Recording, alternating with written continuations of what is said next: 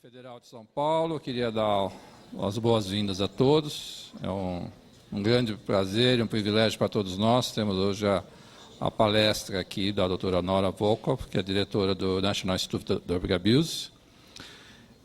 Esse foi um evento com uma parceria de vários atores, né, que começou com a ideia quando nós recebemos o financiamento do Instituto Nacional de Políticas de Álcool e Drogas, o CNPq, né, que foi um financiamento que a Unificado recebeu e nós transformamos no Instituto Nacional.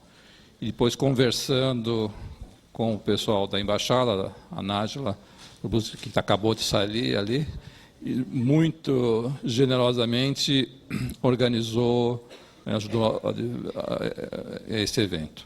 Vários outros parceiros também contribuíram para o dia de hoje. Então, eu gostaria de agradecer a todos por isso. E especialmente agradecer a presença da doutora Nora. Esse evento vai ser filmado, né? Então o programa, assim, a doutora Nora vai fazer a palestra dela, que deve durar uns 40, 50 minutos. Nós vamos ter um período de perguntas. E em seguida vai ter também um evento com a imprensa, que está aberto para as pessoas que queiram participar, né? Então, e depois a doutora Nora tem outros compromissos, né? Então, thank you, Nora, for coming, and everybody very keen to listen to your lecture. Please.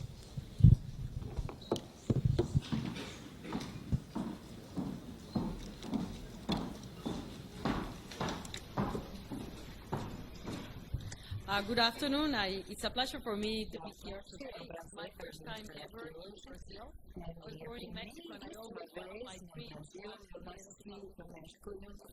after many years I'm here, and I want to stand proud for his perseverance because he has been after me for a while, and the only thing that I can say is that we should stay longer. I will help consolidate the possibility of interaction between both of our countries. And within that context, I think many of us here the talk today is going to be a general terms of what is it that we know right now, in general terms, that can in fact inform policy issues regarding the problem of substance abuse. How can lawyers help us make the right policy decisions that will result in the best outcomes for the individual and for society? First, now we recognize in great measure to the access of imaging technologies that drug addiction is a disease of the human brain, and that it is a chronic disease. We can document, just as it was in the past possible for cardiology or for neurology, to identify where the pathology on the organ was that led them from the inception to construct those as diseases. So in the case of a myocardial infarction, no one would doubt that it was a disease. But in the case of drug addiction, it's actually questioned, not just by the lay public, but actually the healthcare community. And even if the healthcare community accepts addiction as a disease of the brain, it is nonetheless not treated as such, and certainly in the United States, many of the interventions that are related to substance abuse are interventions that develop the criminal justice system. This illustrates how these technologies have enabled us to transform the perspective of viewing substance abuse as a moral deficiency, as some people would call it, or as lack of power, for ability of saying no. These are images taken with positron emission tomography to measure the consumption of glucose by the tissue. Most of the tissues of the body use glucose in order to, as an energy source, in order to be able to perform their tasks. And this is the left ventricle of the heart, and you can see the colors in the scale here on the side of the yellow, that the myocardium consumes a very large amount of glucose, which is predictable due to the fact that the heart is contracted in order to be able to pump down the blood. When someone suffers a myocardial infarction, and then that area of tissue for a period of time does not receive flow, What happens is what happens to tissue when it doesn't resolve. If it's severe enough, it can result in tissue death. And this is what you see here.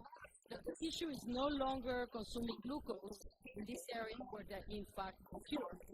And this methodology allows the cardiologist not just to identify where the myocardial infarction was, but also very importantly to determine if this patient will benefit from coronary surgery or not. If the ventricle is completely dead, then it does not make sense to try to put a pathway vessel to the liver flow because the tissue is already there. On the other hand, if there is some evidence of metabolic activity, like you see here, it's green, it's not blue, there's some activity that indicates that probably this patient would benefit from a reconstruction that enables him to have blood delivery into this area. The same exact technology measuring glucose is shown in the upper part for a control subject for his brain, not the heart, and for a cocaine abuser. And the slices are axial horizontal slices, anterior, posterior, left and right. And the plane of the brain is a plane that is actually located on top of your eyes to cover an area of the brain that had not received much attention at all in the investigation of substance use, which is called the orbital frontal cortex. And what you can see when you compare the brain of a control to the brain of a person that is addicted to cocaine is that this area of the brain, the orbital frontal cortex, has a marked reduction in glucose consumption. Now, these, for one, examples, just like we did with the patient with a myocardium, identified the area where the pathology is located, and this is the type of information that has helped shift the paradigm from addiction being a condition where the person is deciding to take drugs to recognizing that addiction is a situation where, because of dysfunction of specific areas of the brain, the individual has lost the ability to control their intake of drugs. And what's interesting too, of course, by using this imaging is by pointing out that areas that are involved, in this case the orbital frontal cortex, it also provides us insight about what may be the disruption that underlies addiction. So the question then, of course, is what is the function of the orbital frontal cortex? What do we know about these areas? And my group was the first one to identify the orbital frontal cortex as abnormal in people that were addicted to drugs at the time that this, as I say, was not recognized. But it was recognized that pathology of the orbital frontal cortex is a characteristic of a disease that psychiatry has been studied for many years, which is called obsessive-compulsive disorder.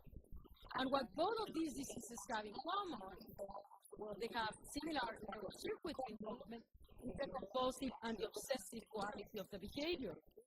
So as a result of this better understanding of what the orbital frontal cortex does, it assigns saliency value at stimuli, and it modulates your behavior as a function of the saliency value of a reinforcer. So if I was very hungry and I had Brazilian candy, and that motivated me, that hunger motivated me to go in search of the candy. Now, absolutely, I'm not at all interested, I'm no longer hungry, and therefore, I'm not going to go and seek for candy. That ability to shift my behavior as a function of my needs was a function of the orbital frontal cortex. So if you damage, you generate perseverative behaviors that cannot be dissuaded or manipulated by changes in the environment. And so therefore it's not surprising that damage in this area in patients with OCD leads to washing of the hands even though the hands are clean. It could also help us understand why damage in this area of the brain leads to the compulsive application of more drugs, even though many times the person will tell you, asking the question why you get it. One of the answers that I not frequently get is I really don't understand that drug is no longer pleasurable. I just stop. So that perspective that we're in full control of our actions and we do them because we can stop because it's no longer valuable is not an automatic process of behavior. It's a behavior that occurs because of the proper function of areas of the brain, such as support. So indeed, when we start to conceptualize drug addiction, because it is affecting areas of the brain that enable us to exert free will, that enable us to exert self-control. So yes, after all, those that were always claiming it's a moral failure and just want to have the free will to say no, your answer is correct. They don't have the free will to say no.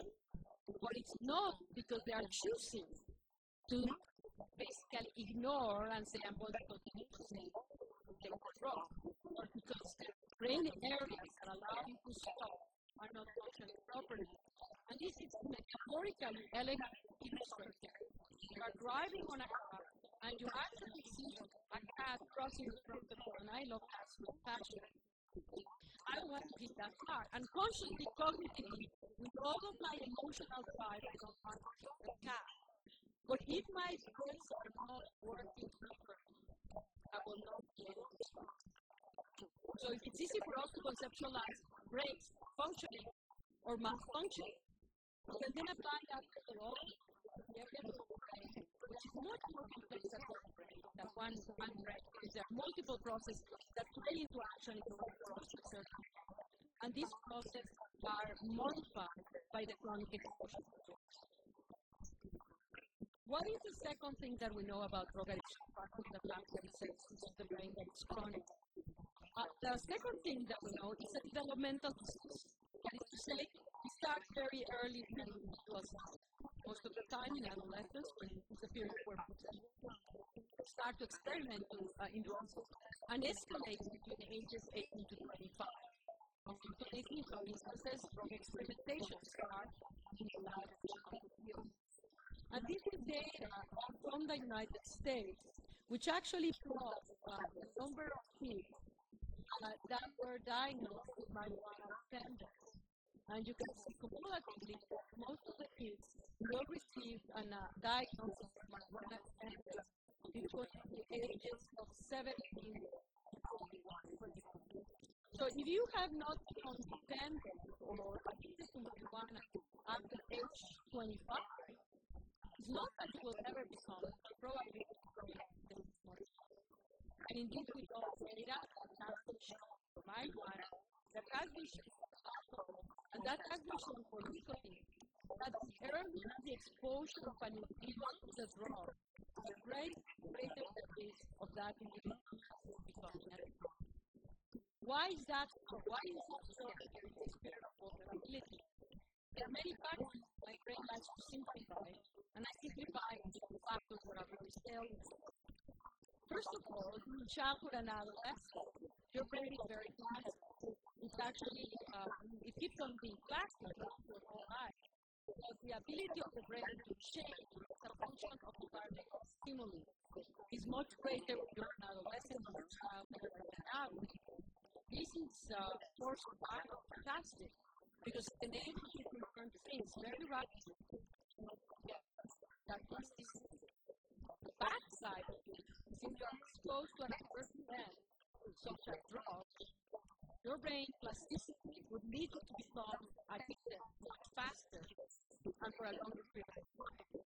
That's one of the elements. The neuroplasticity of the brain those developmental stages is crucial. And the other aspect that is very relevant, which pertains to why kids at that age are experimenting with drugs, has to do with what is the stage of development of the brain during the period of adolescence. The human brain does not fully form itself until you are in your 20s. As I say, there are some plastic changes that continue, but most of it is distributed in the first years of your life.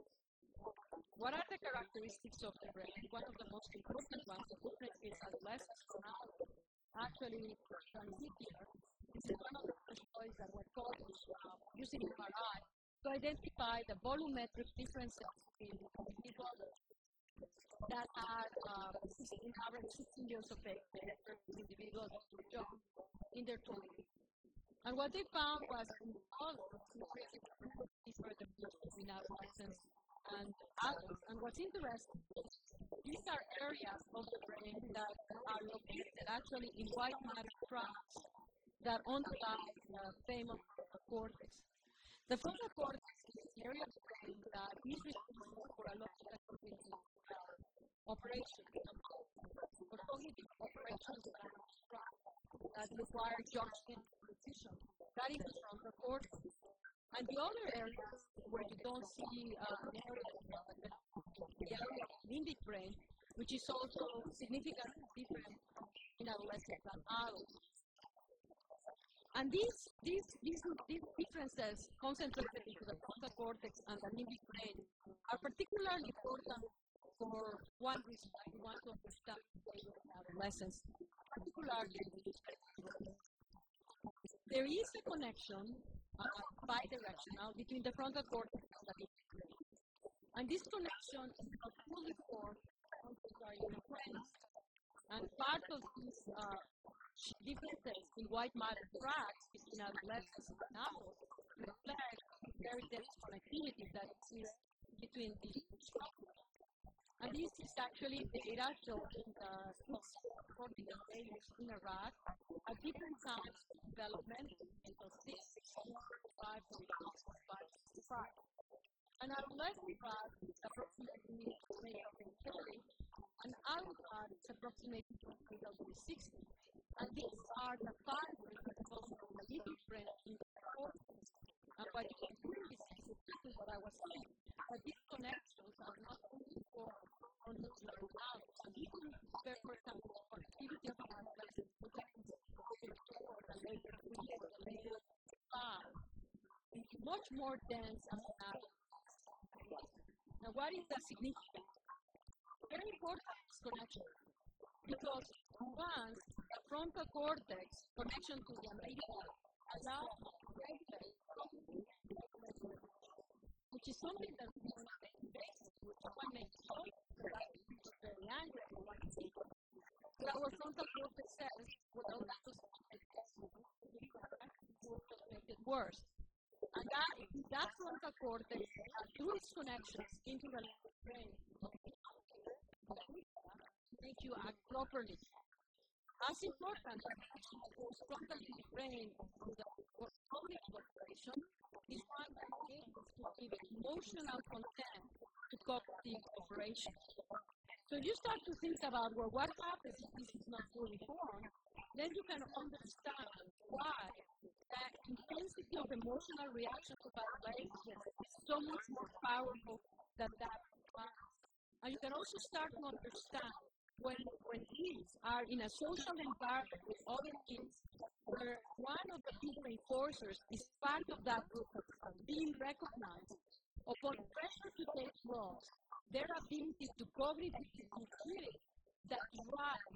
In many instances, it may not even be the drive to see what it feels to take the drug, or to be part of the group. This is fair. It is fair because that's part of the normal physiology that actually has many advantages, or in the case of drugs, will put kids at much greater risk of doing risky behaviors. Now, what is the implication, of course, understanding drug addiction as a developmental disease? That our prevention should be targeted towards children and adolescents. That the earlier we start, the greater the likelihood that we will be successful in bringing behavior, patterns of behavior, they will help these kids when they are in difficult situations to do the right thing.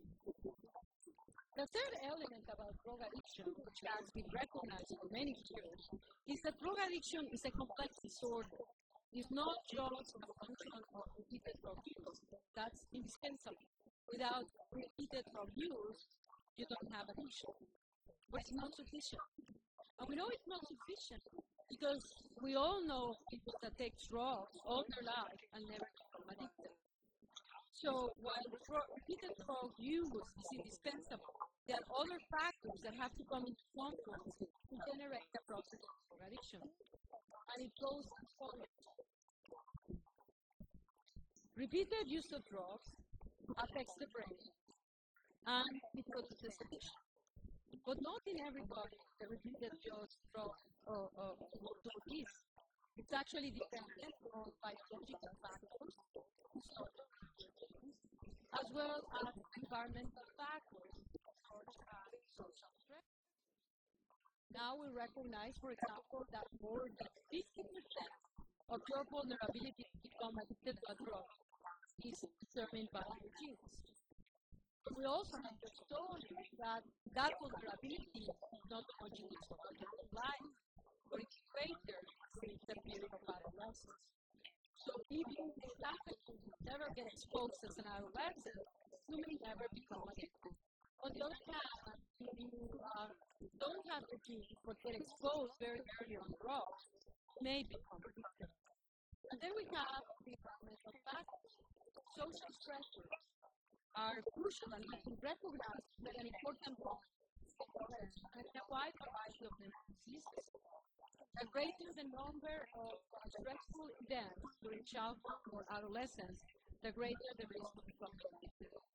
And why is that so? Well, we are now starting to understand that stressors, particularly in childhood and adolescence, when your brain is so plastic and reacting emotionally so intensely, can trigger changes in the brain that are going to take the effects of drugs or reinforcing. So they overlap in the systems affected by stress and by making these drugs more tolerable. We're also coming to realize that some of the genetics that make you vulnerable for addiction are mediated by modifying your sensitivity to environmental factors. So say, for example, a gene that has been widely investigated and recognized to affect the sensitivity to stressors is a gene that encodes for the serotonin transporter, which has a variant that results in higher or lower concentration.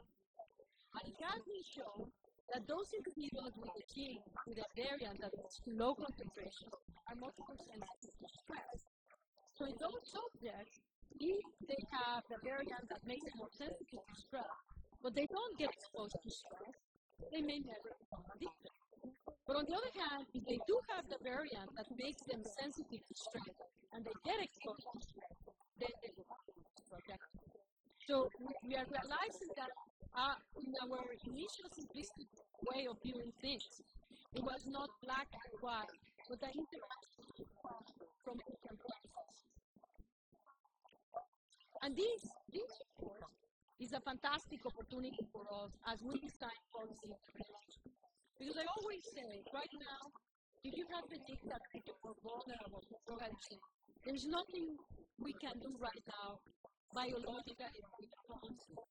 But with the policy, what we can do is do policies that will ensure try to mitigate the effects of adverse social pressures into an individual. And we can have policies that protect particularly those early development stages of their vulnerability.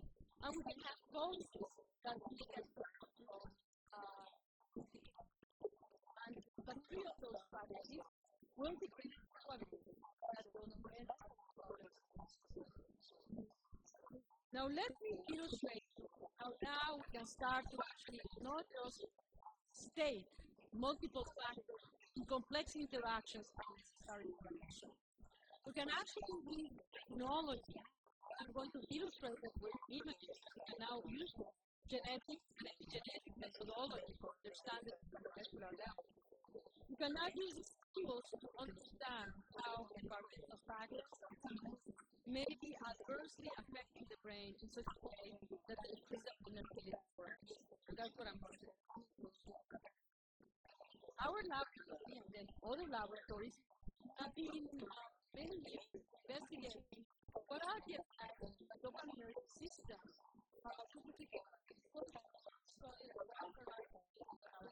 many drugs and measure. Thanks a lot. This is important for my orbital frontal cortex. Thanks a lot. To activate the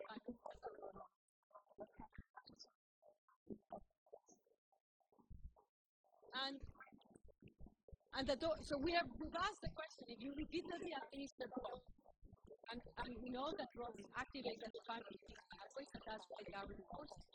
Could you modify the function of this dopamine system? One of the findings that we have been reporting consistently that are addicted to drugs is a decrease of dopamine. We've also, on the same subject, measured brain recovery, and in the same subject, measured dopamine transport. What we have found is that some drugs, like methamphetamine, profoundly decrease the expression of dopamine transporters. But other drugs like cocaine or alcohol, not any long-lasting consequence.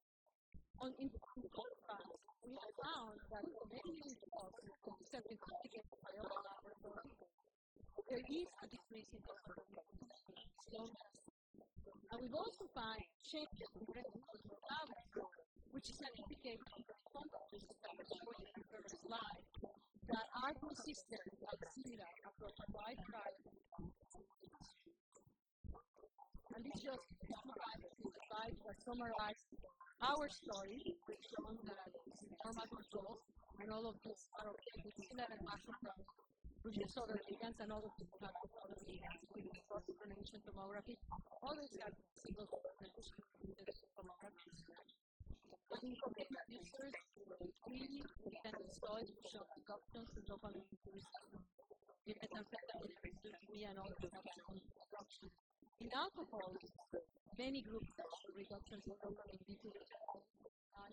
Swedish group actually has done some Delegard post-mortem work that has enabled them to do a very precise location where in the screen the receptors are most decreased.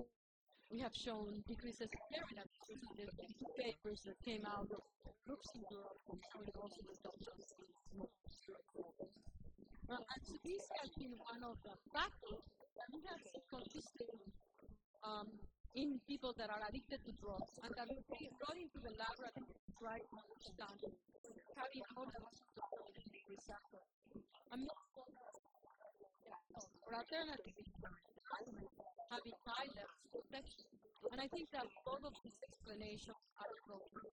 Low levels of being vulnerable, high levels of protection. And the way that we demonstrated this mechanism, having low levels of being vulnerable, having high levels of protection, is we made two graphs, and we call this in three separate experiments, doing alcohol and cocaine, and the results are the same. So we present the first results. These were done in fractally rats. We trained them to self-administer alcohol. When they were readily self-administering alcohol, we injected them with an adenovirus inside of which we put the T2 receptor gene. We stereotactically administered it to the compound.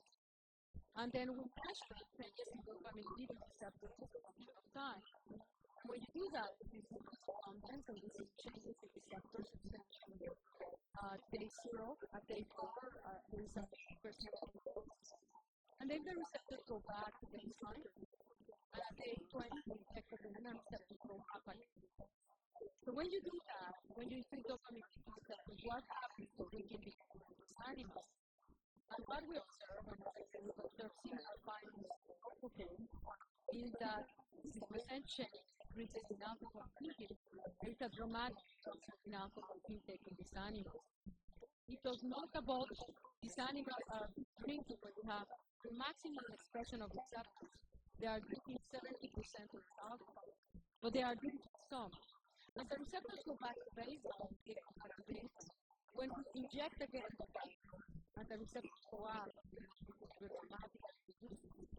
And in vitro animals, we injected with the adenovirus, but we have the performance effect, and you see no significant indicating this, that increasing the expression of the receptors in the nuclear circumference of these animals protect them against the administration of large doses of alcohol. They drank some, but they drank more. And if you think about what is, in this case, alcohol or addiction to alcohol, it's not drinking alcohol. We all are anxious of this, may be able to drink one glass of wine once a day or every day. And that does not constitute alcohol. What constitutes alcohol, like any other addiction, is the consumption of high quantities in a composite pattern of the drug. And so what you are seeing here is you basically interfere by increasing the levels of dopamine receptors with that compulsive pattern of administration.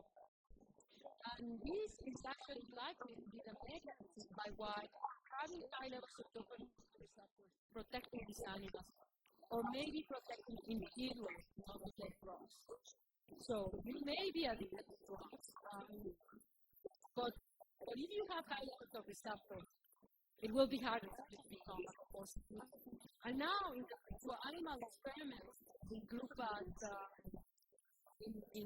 led by Trevor Robbins at Cambridge University, has shown that in animals, low levels of dopamine receptors, just like what we see in our human substance, is associated, number one, with impulsivity and with compulsive administration, in their case, cocaine. So low levels of dopamine receptors is driving the compulsive patterns of behavior. Now, so we now know that, and it's recognized from animal and clinical studies. So what drives those low levels of dopamine receptors? The first studies, I think, were published in 1990, many years ago, 20 years ago. And at that time, my brain was very simplistic. I didn't have sufficient knowledge about what I was going to be finding. Was my first impression was, what happens? People are taking drugs, and drugs are down-regulating the expression of dopamine receptors. Of course, I was influenced by classical pharmacology. Then institutionalities like this, I will always have at the end of the presentation, Dr. Volkow, how do you know that your subjects do not have low levels of dopamine receptors to start with, and that's made them vulnerable, and that's what the difference is? I said, you're right, there's no way. Now I know from animal studies that will down-regulated to receptors. But we also know that among people that are non-drug users, there's tremendous variability in the levels of dopamine. There's something very low levels and there are something with very high levels. What accounts for those differences? And again, I think this is very important here. Genetics. Well, and then I came across this paper that actually gives us a clue about why the environment may be making us more vulnerable. These are factors that are classically and repeatedly associated with risk. All of them are associated with stress.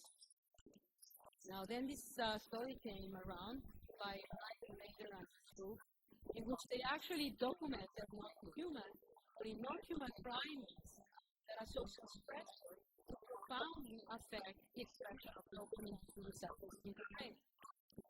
These were monkeys who have been reared all their life in isolation. They were born, and each one of them was placed in their own cage.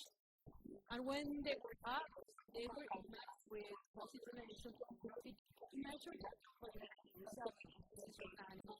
This is that one here. This is our animal. Then they take these animals and they put them in a group environment, housing several monkeys in the same cage, and enable the hierarchical structure to form. Primates, very, very gregarious, and you have these very strong social structures in life. So some animals become dominant, and some animals become subordinate. And so these are adult animals tested when they were in isolation, and then retested when that social hierarchical structure can function. And what we found is those animals that from isolation to group went to become dominant animals, show an upregulation of dopamine receptors. Where those animals that from isolation went to become subordinate did not show any changes. It's very stressful to be a subordinate. If you're a primate, it is very stressful to be an subordinate. So then they took these animals and they actually took them to the laboratory since they were able to get this clinical data and data on rodents that shows that if you have low levels, they're more vulnerable to administer compulsive drugs versus silence may be protected. And they put them into a laboratory and enable the animals to see how much they would administer different doses of cocaine. And what they found is that these dominant animals, when given cocaine, none of these were significant. Perhaps this one may have been significant because it had a large group of animals, a tiny, tiny dose of cocaine. In contrast, if you look at your subordinate animals, they will administer higher doses of cocaine, indicating, just as what we saw in the trials, that high levels of receptors are protecting you against consuming high doses of drugs, but low levels make you more vulnerable. What is very important in this study is that it indicates that an environmental factor is actually modifying the expression of these receptors. And this is, from my perspective, as someone trying to get knowledge that can be used to help people, very important. Because it guides me and says, is there something that I can do to intervene to protect this particular individual that is a risk for their environmental circumstances that they didn't choose, in order to give them some buffer capacity to keep on the protective effects that will actually enable that person not to fall into the drugs. In primates, it's very difficult because there's only one social structure. But in humans, that is not the case. So you may be poor, very poor, and you may be a janitor in your job. So the social professional, you may in the lower socioeconomic strata. But you may be a leader in your church, you may be a leader in your family. And that multiple roles that we all play have the advantage that provides the resilience to encounter adverse events. So how do we use then this information to generate prevention strategies targeting those kids, children and adolescents that are born in an environment that actually are high-risk environments, so that we can protect them? And even though they may not have the family structure that would be supportive, they may be engaged in a group of physical activities or schools where they can excel, where they can actually develop themselves, and in that way protect them against the use of drugs as a mechanism to try to compensate for these deficits in those individuals. Fourth element about addiction, which is actually that it's not necessarily accepted. Drug addiction can be treated. I wish I could stand up to this. Drug addiction can be cured. No, we don't have any cure. But we can treat it. It's a chronic disease, and we can manage it. And this is data that was done in methamphetamine users that were part of a criminal justice program where they were basically negotiated being either sent to treatment for their methamphetamine addiction or sent to jail. Under those conditions, they tend to get better outcomes. And these were patients that were able to stay free, in this case for 2 years, no use of methamphetamine. Though I must confess that only 30% of our original sample was able to stay clean for 1 year with the criminal justice system intervention. So this was several years ago that actually stopped taking methamphetamine. But what is interesting is that the brain recovered. It's not a complete recovery, but certainly these parameters, which we're measuring here for dopamine transporters, which are markedly down-regulated in people that take methamphetamine after 2 years, basically recovering able to take the drugs. Now we follow that study and actually have been able to compare those studies that were successful versus those that were not. And we can identify that the markers, that the degree of dysfunction of the dopamine pathway, when we tested them before treatment, they're likely to be succeeding in their detoxification. So there is recovery, but there's also diversity in the extent to which an individual will be able to resolve treatment. But we know that there is treatment, and for the years, and I'm speaking from my experience, I was born in Mexico, and I lived most of my professional life in the United States, and I've also spent time in France. So across those 3 countries, there is evidence for drug addiction work. And this has to do with the fact that whether you use medications like nicotine replacement therapy or you use psychotherapeutic use to intervene the patients, most of the patients relapse. And I say the numbers are not great, there are some 70% relapse. But that actually, if you look at it and see data from Palestra, is not very different from what you see in other medical systems, which normally question that there are treatments that are effective. For other chronic diseases, just like drug addiction, which have cures, diabetes type 1, 30-50% relapse, hypertension, 50-70% relapse, asthma, 50% relapse. So the fact that we have relapse in the treatment of our substance use should not in any way negate the fact that the treatment works. So Dra Nora more recently went along and tried to understand what the logic of why we are treating treatments for drug addiction in a very different light than treatment of other diseases. And he came up with this diagram by itself. This is the logic. Hypertension, chronic disease. You have a person that has high blood pressure, don't give hypertension, and they in the United States, you can have hypertension. The patient takes the drug as the blood pressure goes down, and this is used as evidence that anti-hypertensive medication works. The patient takes the drug and when they stop taking blood pressure, blood pressure goes down. And this going from pressure pathology is again used as evidence. Because you stop it. So let's look how we look at this. You have a person that gets drugs, something high level of consumption of drugs.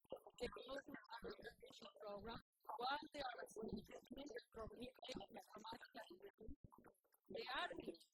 No after follow-up and what? The patient dies. And this is just evidence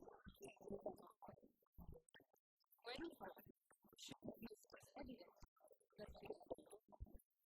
that and that has been the effect in the judgment that has led also the culture that is not willing to put the resources necessary to do evidence-based treatment of substance abuse in the healthcare system and in other places where substance abuse treatment could be delivered.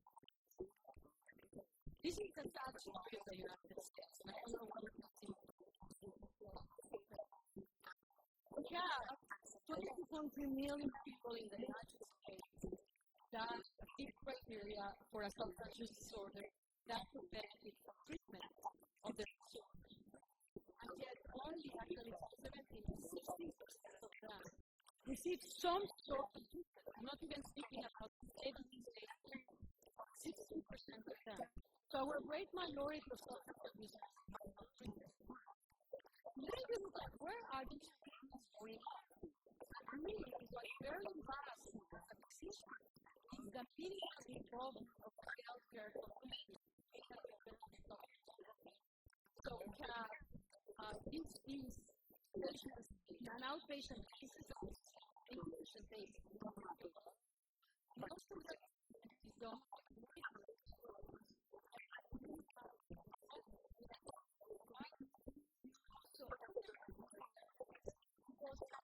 substance use disorder frequently also medical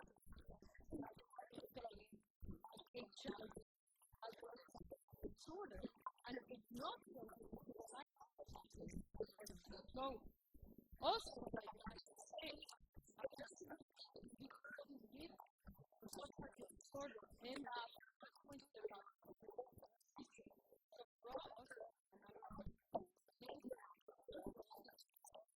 people stand for their addiction to jail.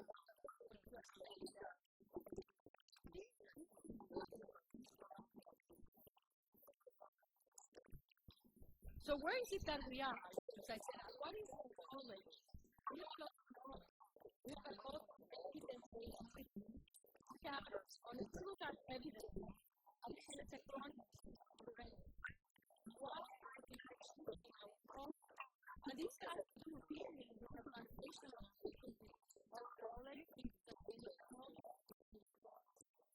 no cap and compromise. What the union has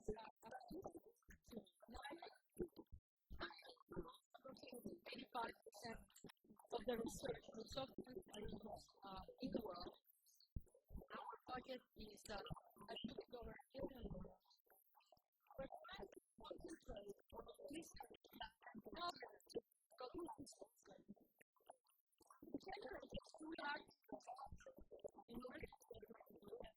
One is a clinical trial network that is consistent of academic centers in partnership with different programs that enables us to have a two-way dialogue with clinicians and academics for the development, treatment, and implementation of therapeutics for substance disorder. And in parallel, we generate a network of also implement substance use disorders in the clinical setting. And one of the things that I would hope is that as a function of accelerated by this state is the possibility of engaging with Brazil in collaboration either to the clinical trial network, the clinical trials, medication, all the therapeutic disorders, we should have in terms of interest. Finally, the knowledge that we gain in terms of what is the pathology in the patient also offers us a new way of looking at it. Drug addiction is not a simple decision where you have to buy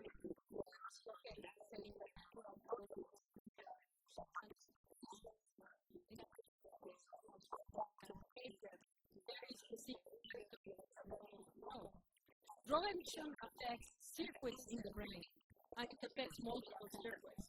And an understanding of the effect of drug in the circuit actually offers us ways of where and how to intervene. And this is illustrated, this is a single diagram that I use for heuristic purposes. Any one of us, in any given day, is exposed to stimuli that cause a certain level of conflict. So, for example, I would have liked to order another coffee downstairs using a coffee and I can back on nonsense that I had a Brazilian coffee. So, if I take coffee, then I would require a very fast. And that would be a disaster. So as much as I was studying because I love the smell, I'm conditioned to the smell of activates my reward center. My reward centers is already tasting the smell, the sensation, coffee and salt and the pulse rate. And my brain is saying, no, you are going to be related to that. Or immediate question is related to that. And you're always going to tap. 83%. So I said to myself, the prefrontal cortex is controlled. The prefrontal cortex, singular job, enables you to make a decision judgment, positive, negative outcomes. And the inferior frontal cortex, Broadman area 44, is the one that historically is pushing the brake in the frontal cortex. And I said, no, I'm not going to do it. And my frontal cortex works very well. So I need to make the coffee.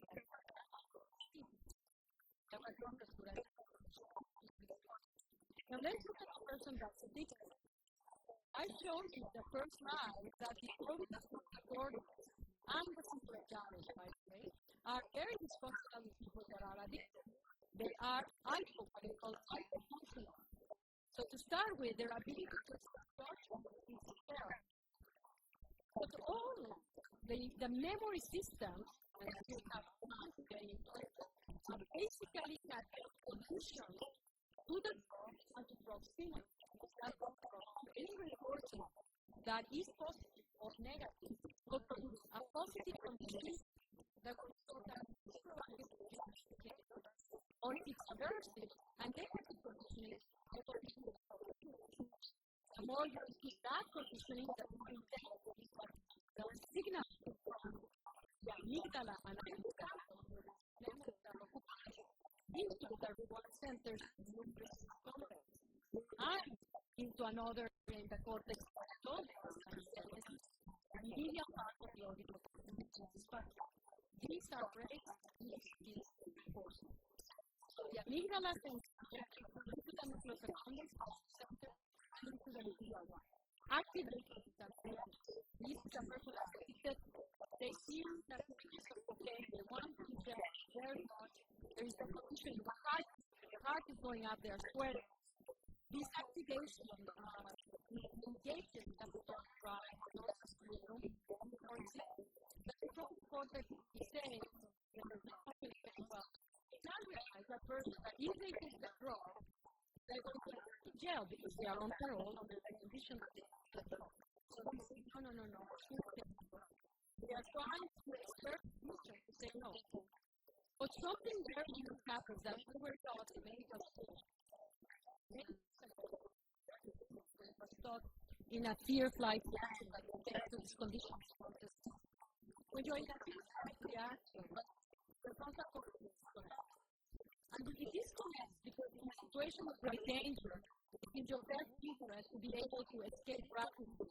And if you have the information from seeing the danger, that is a fire, into your cortex, you're going to be losing several milliseconds. That would cost your life. So why do we have to reflect?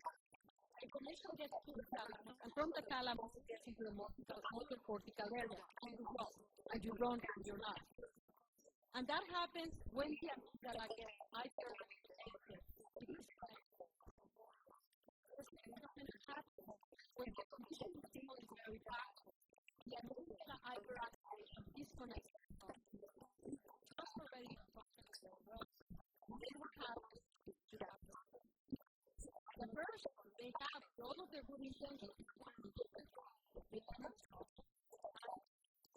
They take the drug, and the drug will increase activate the nucleus then activates the whole motor to take the drug. So, activation. In what we call pitch pattern. All these patterns that cannot be determined. And these patterns are characterized. And normal brain are not there to stop. So when you start to conceptualize issues like this, you can say, well, how do you do it? First of all, it tells you that it's not going to be delicious like for many years. We were expecting, well, if we just make the drug less reinforced, so that the person says, okay, it's not so well, sometimes the time is insufficient, and what we are actually doing is intervention that can be ideally personalized to the individual on the basis of what the weaknesses and strengths are. So, for example, you have an individual that is very elegant, showing the effectiveness of the marijuana. There are two or four that interfere with their ability to exert cognition of emotion. So, in those individuals, for intervention that are going to improve, for example, the function of the cortex. And this could be, for example, medications like modafinil, or biofeedback techniques to teach the brain functions of and now investigators are very creative in, for example, using MRI as a mechanism by biofeedback on how to activate or deactivate different things of the brain. The reward.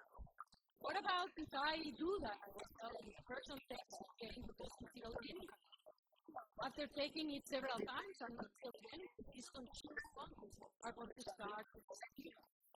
So that would be very, very valuable. Well, what about if I can get a medication that actually heals? What about if I can get a medication that interferes with those conditions?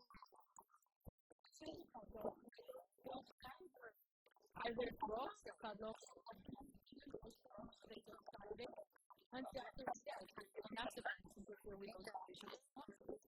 So when we start to deconstruct the process of addiction and identify the different elements, so we can use multi-pronged approaches and interfere with the disruption of symptoms that leads to the positive behavior are so very difficult to control and so very difficult to actually so that they can. Ultimately, we are, I think, at a crossroads in terms of our ability of really integrating the knowledge of the genetics, the molecular biology, into behavior, and into social norms and norms. And we now have the tools to bring it together. And ultimately, that ability to integrate that will enable us to be more effective. Because as we know, it's not just a solution of what we're using as well. You're talking about cultural and I'd like to thank you all for your attention, and I will be happy to take questions if you have any.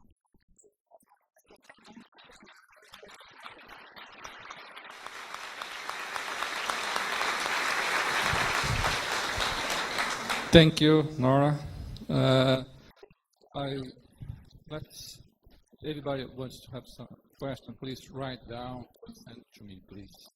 But first, I would like to ask you a provocative question, just to be Brazilian.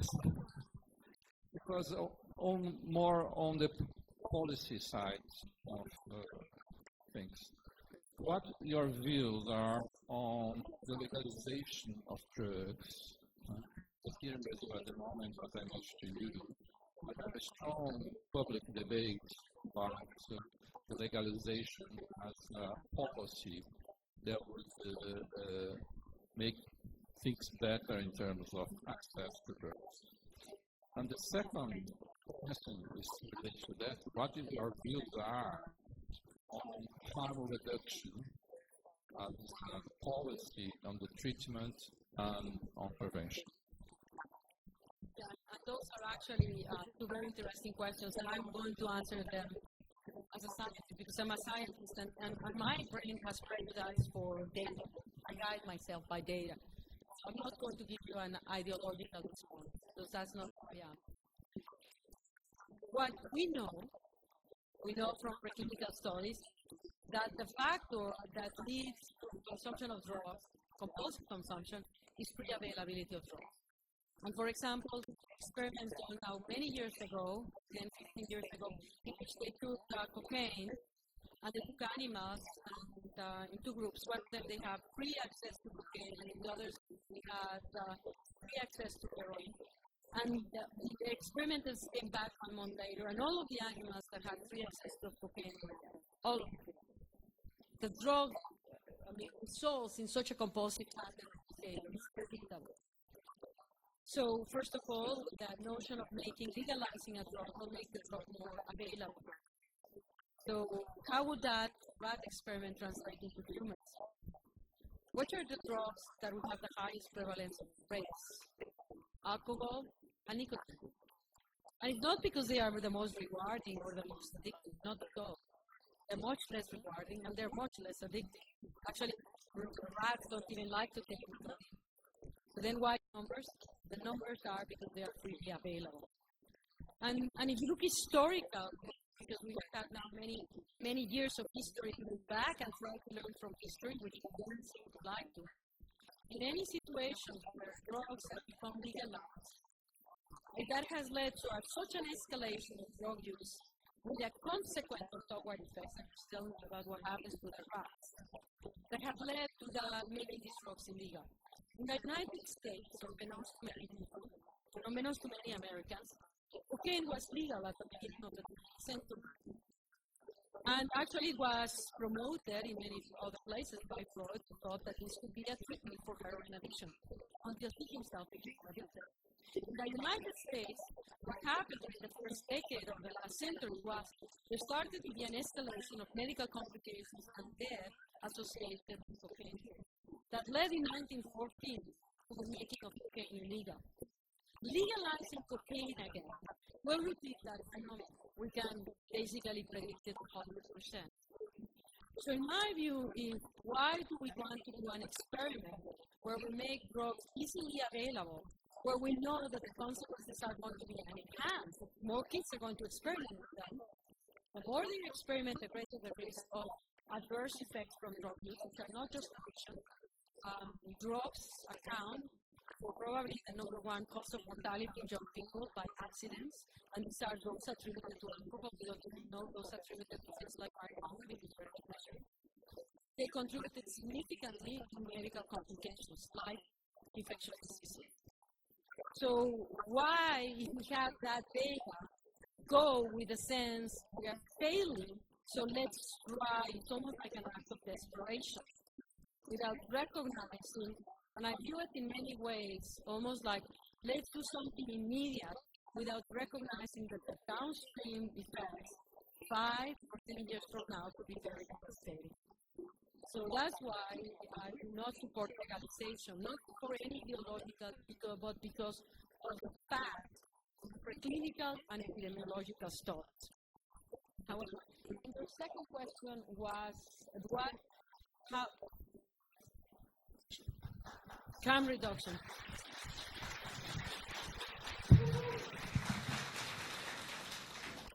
Well, I think that, it's very unfortunate. But I think that what's happening is really, I think that the society is desperate. People are desperate for drugs, so they come up. So my recommendations is in this desperation is exactly why we need to increase access to prevention.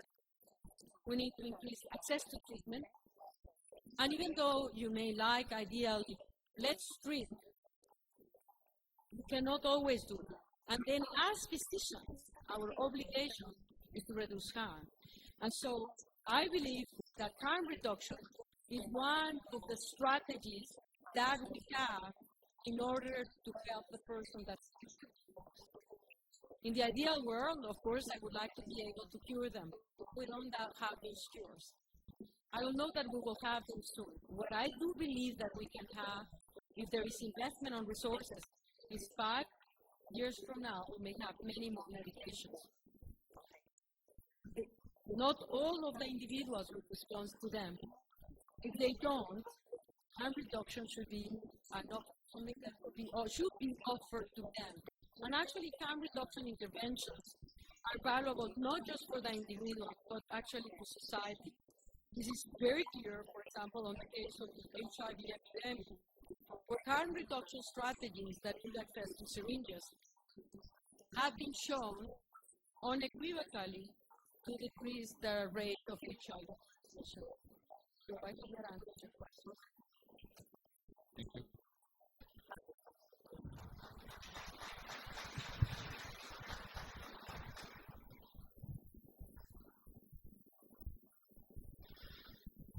One of the questions I have here is if you could have one in a few sentences, what the evidence-based prevention can tell us about what works on prevention. As you are a scientist, how, in a nutshell, what the actions in a community could turn out to be a good policy option in terms of evidence-based?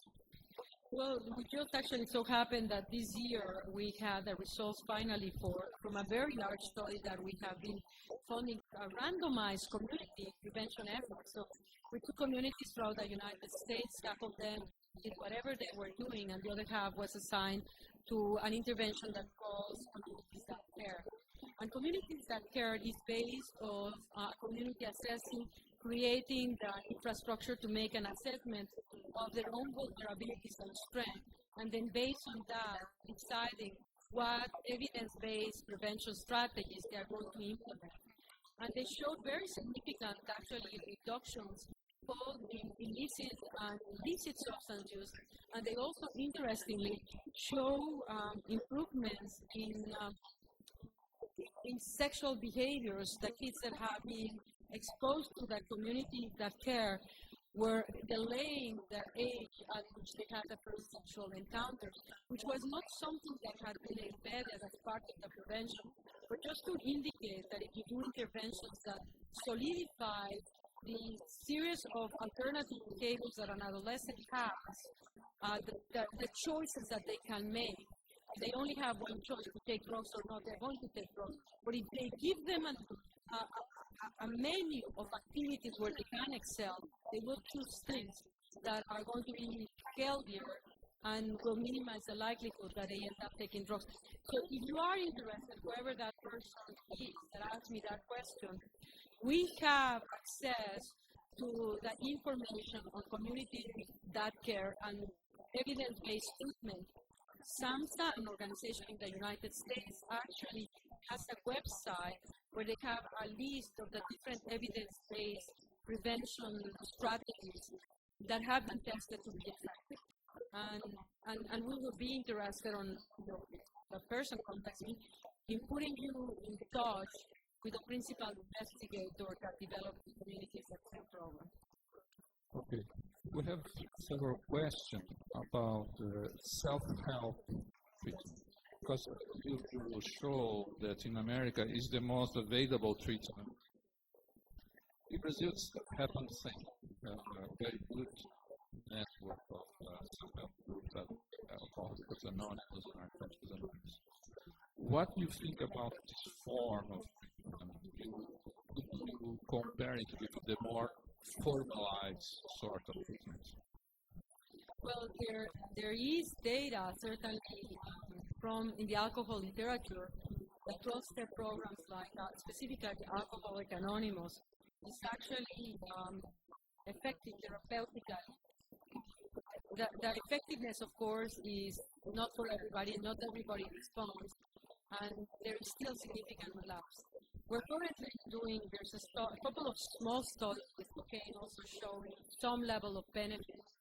We're about to finish a clinical trial that actually evaluates in a large cohort what the effectiveness is of 12-step programs, equivalent of Cocaine Anonymous, in outcomes, and also to try to understand what are the active ingredients that are necessary for these interventions to be effective, one, and two, what are the patient characteristics that can help you predict who's going to respond. My perspective on this one is, I view it like, and we were discussing it in the car, treating the HIV. You just don't use one approach, you go aggressively. So we tried Alcoholics Anonymous. That does not preclude that you do other psychotherapeutic interventions. And you go aggressive. It's not one or the other. I don't know why we have to be one or the other. And in the United States, one of the things that has been frustrating to me is that we've polarized the whole thing. So in general, Alcoholics Anonymous will reject the idea of using medications. The same thing with Heroin Anonymous. Why? What you want to do is stop taking the drugs. So if this help, and you put them together and you have greater help, why not do it? So my perspective is, how do you establish a dialogue so that the community treatment programs, 12-step programs, feel comfortable that we are, by giving medications, not undermining the value of what we're doing. And the same thing happens on the other side of the side, the clinicians who feel, oh, no, this is medical, I don't believe these groups. Well, they work. Social networks are very powerful, and they help the person stay engaged in treatment. So I go for, let's be aggressive, like we treat cancer, and let's treat aggressively. That means more than one treatment modality, that means more than one treatment modality. One aspect here. Yeah. One important aspect here in Brazil is the use of cannabis. And sometimes we can have even in the media the idea that cannabis is not a drug. You have shown very nicely the biological side or biological effect of drugs in the brain. Do you think that also cannabis would change the dopaminergic system, but the way cocaine and other drugs do? I have not studied myself marijuana abusers on D2 receptors. I think that there's a recent paper that came out, but I don't recall it, so I'm not going to comment on that. I don't know if it's a memory that I'm generating in my campus out of Europe. But it's been under investigation. What you just showed me today eloquently are significant changes in executive functioning that pertains to areas of the brain, like the contralateral prefrontal cortex, that modulate the famous single gyrus. The contralateral prefrontal also connects with the famous Goldman area. So if you do not have that cognitive, which the prefrontal cortex does, more cognitive control over these other frontal limbic areas, that is going to be impaired. So you already have data from your own group that indicates that very early exposure to marijuana may have a deleterious effect on these frontal circuits. There is no doubt whatsoever that marijuana is a drug that causes addiction. And in animal studies, early exposure to cannabinoids has been shown to decrease the function of dopamine cells. So dopamine cells become less reactive to natural reinforcers. So in a way, even though we don't have the clinical literature, we have the clinical literature where it's shown that exposure during the period of adolescence for rats results in hypoactivity of dopamine neurons. Will that translate into humans? I do not know. But certainly, the fact that you're showing it preclinically should alert us that this possibility may in fact occur. And I would be surprised if it doesn't, just because of the fact of the consistency with which drugs are producing. Any drug that can generate these compulsive patterns of administration are linked with these decreases in D2 receptors in cellular. One of the principles of NIDA effective treatment is that the treatment to be effective doesn't have to be voluntary. Here in Brazil also you have this debate about treatment which are voluntary or involuntary. What are your views on involuntary admission? As I look, because all my life as a psychiatrist, I thought that you have to be voluntary. Involuntary is not going to work. And then I came to NIDA and I started to look at the data, and again, I guide myself by data, and I have to recognize that the outcomes in terms of long-term outcomes on detoxification and recovery are equivalent when it's voluntary versus involuntary. Now, the involuntary treatment in the United States is clearly limited to the criminal justice system. So the consequences of not complying with treatment is increasing the likelihood that you will comply with it.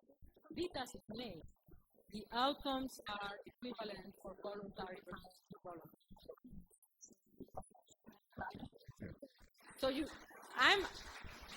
I'm impressed because, as I say, I never believed that. So you already know all of that. I didn't. I have to be taught. Okay, one of the challenges of the treatment is about comorbidity and addiction. That makes the treatment more complex. You mentioned that addiction is a complex disease. Of course, when you have comorbidity, other psychiatric make things even more complex. How do you think that the health system can cope with this complexity? You should have a specialized unit to deal with morbidity, or the drug addicts should be treated on the mainstream health system. Well, these are my preferences, so you can ignore them or take them.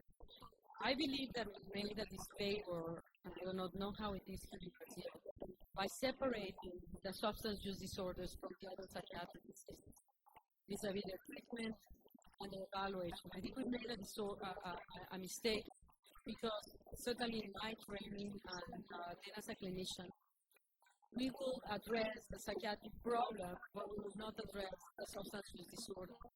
So I remember on an alcoholic patient coming to the unit and he was very depressed, and I was a resident, a 4-year resident.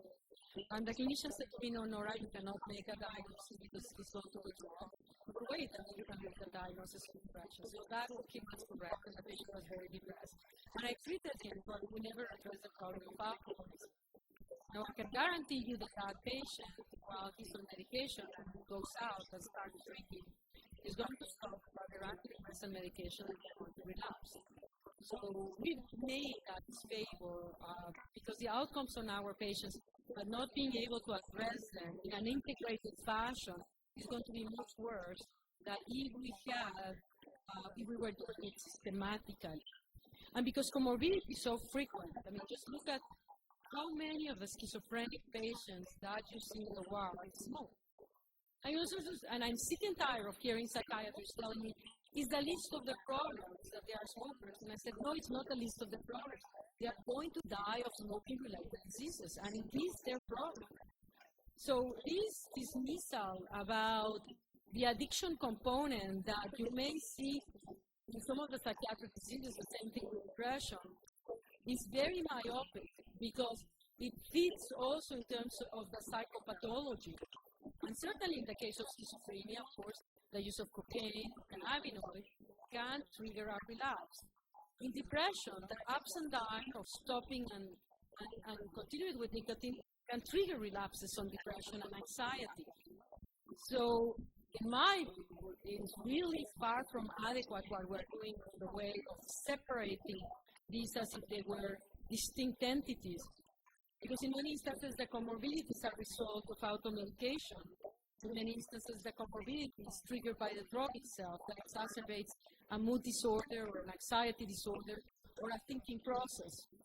So that's my answer. I would integrate them. I would integrate them, and in the training of psychiatry, I would make it mandatory to actually get training and screening, both in child and adolescents for substance use disorders. Still on the treatment side, people ask you about antipsychotics because they act on the D2 receptor. Would it make sense to give a typical psychotics to look at it?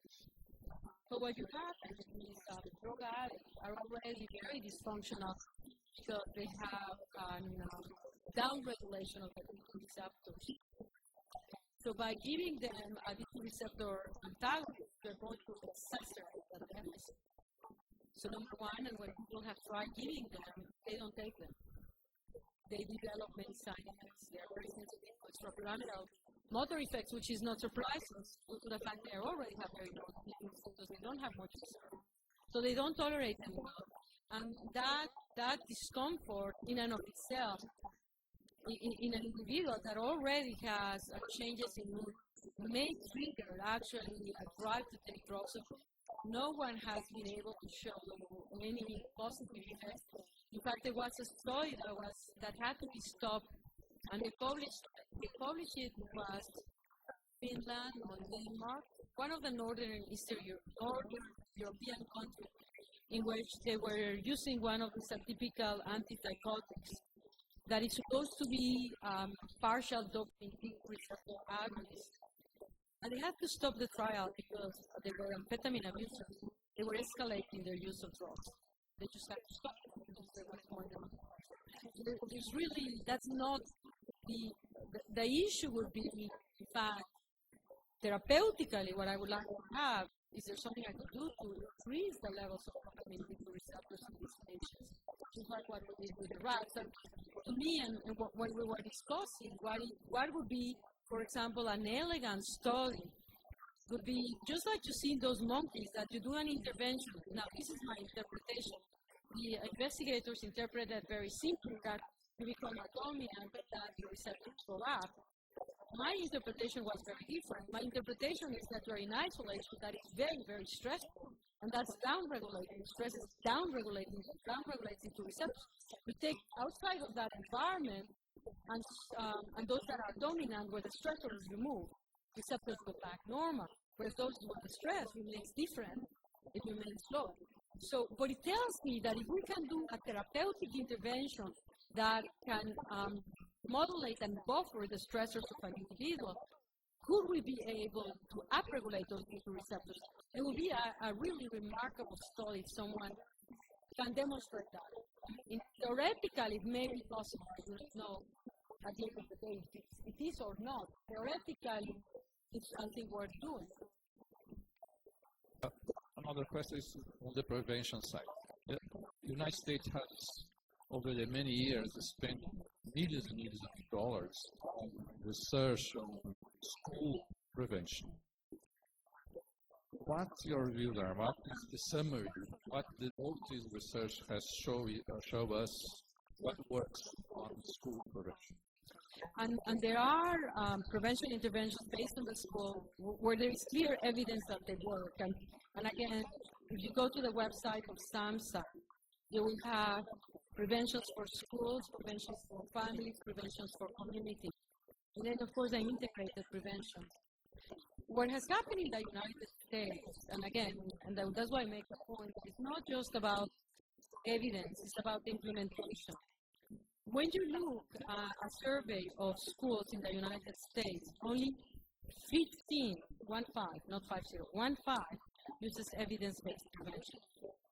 So even though they are there, they are not utilized. So you may ask me why. Well, it's the school that is pressured by curriculum. So it has, and that again is why you address these issues with policy, because the evidence is there, but it's not implemented. So you need to incentivize the schools and enable them to implement this curriculum. One, for example, in the United States, some of the most exciting findings in prevention have been shown for prevention efforts that target the physical activity.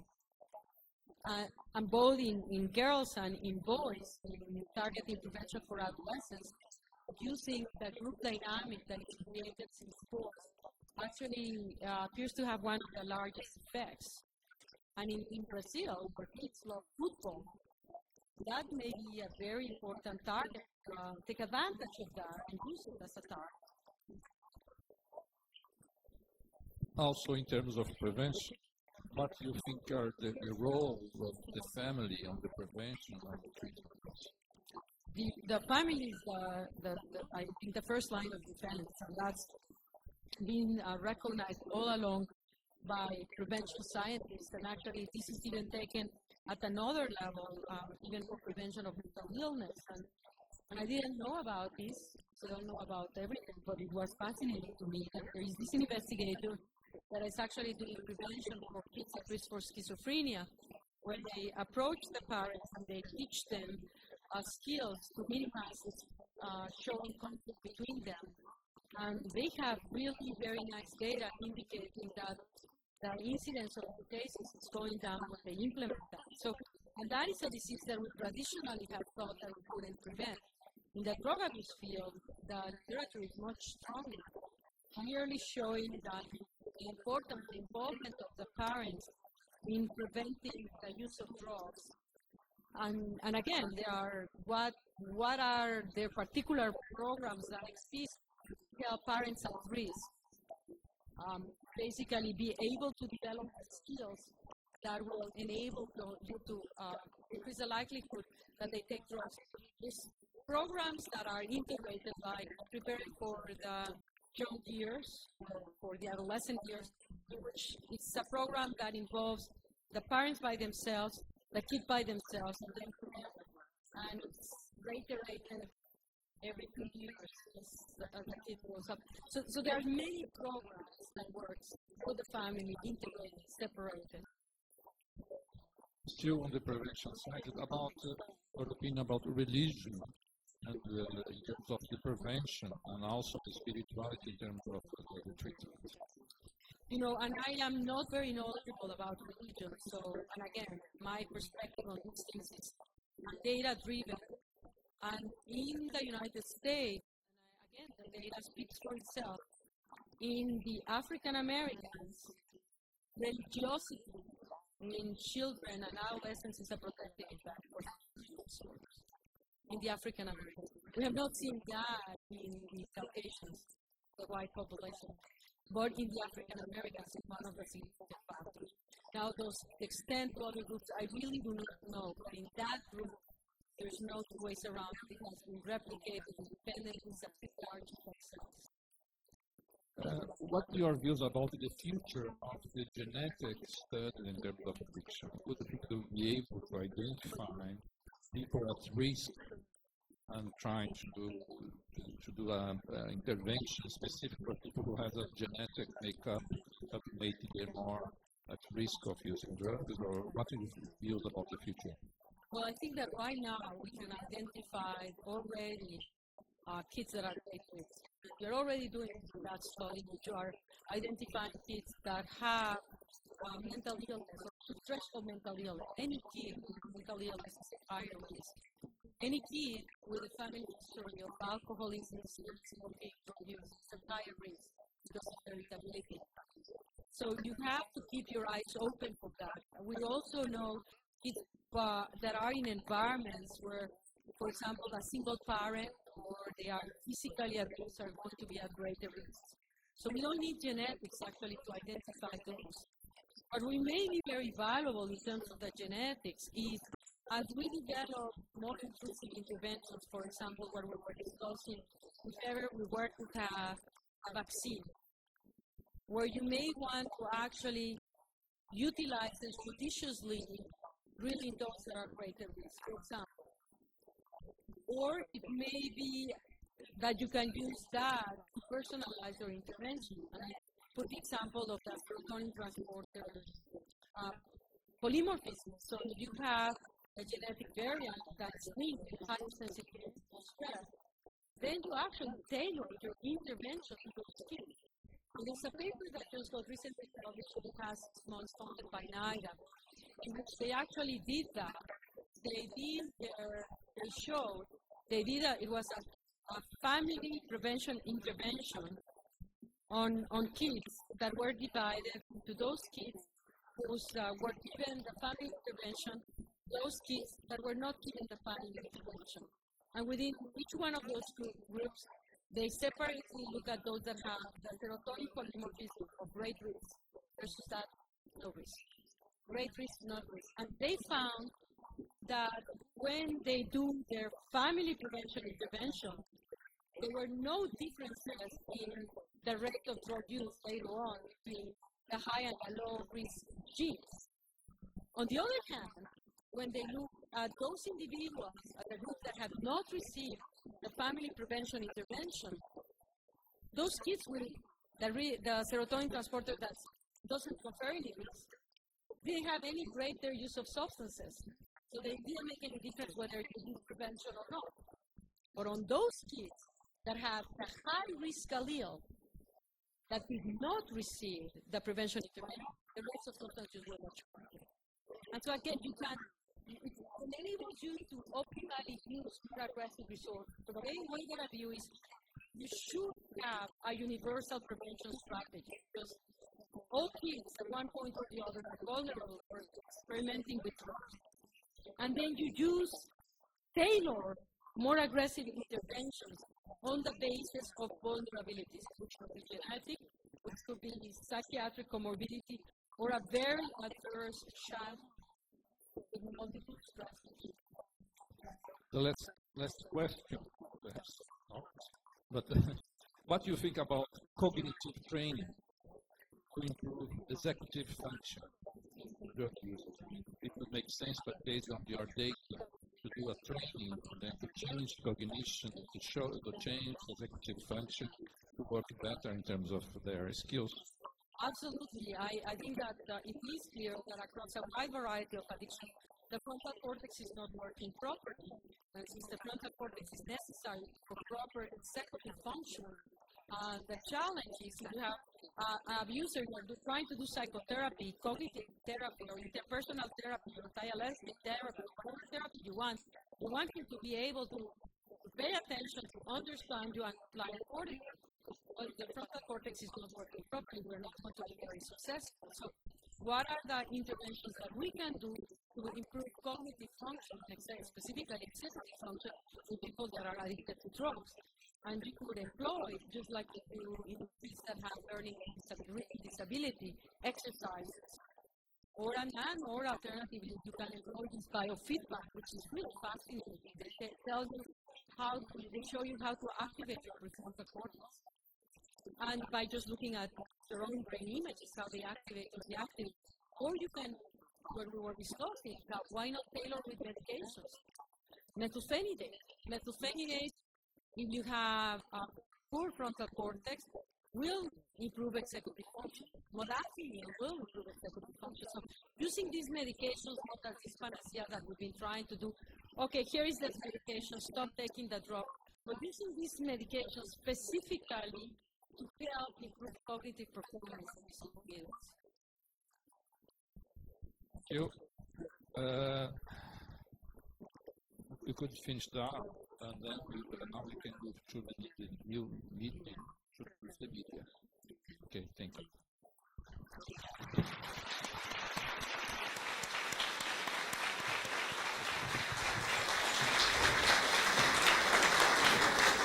Eu gostaria, qualquer dúvida que não tenha sido respondido, eu vou deixar o meu e-mail, que é laranjeira@uniad.org.br, e a gente está disponível aí de poder continuar discutindo algumas das coisas. Tá bom. Thank you. That was very good.